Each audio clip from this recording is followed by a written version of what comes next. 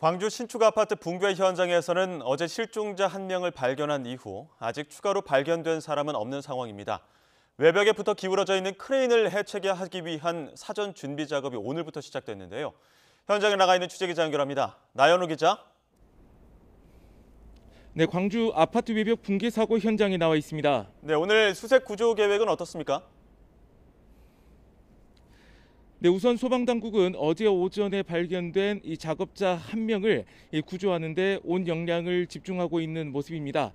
이 사고가 난 현장 바로 옆에 있는 아파트에서 보면은 이 구조 현장의 모습이 철근 등 잔해물로 뒤덮여 있는 모습을 볼 수 있습니다.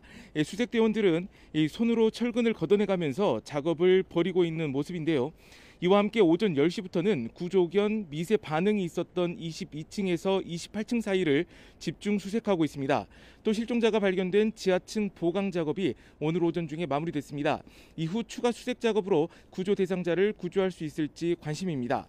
구조대원 안전을 위한 방안도 마련됐습니다. 추가 붕괴 징후를 감시할 인원을 추가 배치하고 붕괴 경보기를 설치하기로 했습니다. 그래서 붕괴 경보 직후 내부로 진입한 대원들이 대피할 수 있는 공간을 사전에 준비하겠다고 했습니다. 또 굴착기 작업을 할 때는 구조대원 서너 명이 공동 작업하게 됩니다. 네, 외벽에 붙어서 기울어져 있는 크레인, 크레인 해체하기 위한 사전 준비 작업도 오늘부터 시작된다고요? 네, 그렇습니다. 건물 외벽에 붙어 있는 이 타워 크레인은 이 사고 직후부터 추가 붕괴 우려가 있었는데요. 이 크레인을 철거하기 위한 준비 작업이 시작됐습니다.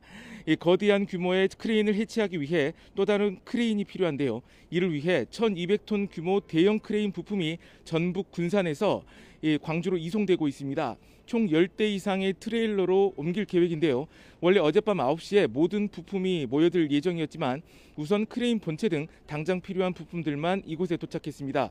규모가 규모이니만큼 도착한 부품을 조립하는 데만 이틀이 꼬박 걸릴 걸로 보입니다. 1,200톤 크레인을 조립하기 전에 먼저 현장 집안이 이 무게를 견딜 수 있는지 시험하는 이른바 제하 시험이라는 걸 했습니다.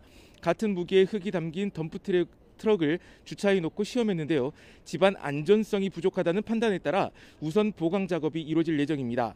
이후에는 해체 크레인을 조립하기 위한 또 다른 소형 크레인을 설치하고 그 이후에 해체 크레인을 조립합니다. 그러니까 한 대의 크레인을 조립하는데 필요한 크레인만 2대가 되는 겁니다.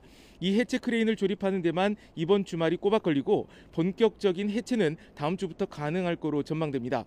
1,200톤짜리 해체 크레인으로 건물과의 연결고리가 떨어져 나간 기존 크레인 상층부부터 해체 작업을 시작할 예정입니다. 타워 크레인 부분 해체 작업이 끝난 뒤에 과연 이 실종자 수색에 더 속도가 붙을 수 있을지가 관심입니다. 지금까지 광주 아파트 외벽 붕괴 사고 현장에서 YTN 나연호입니다.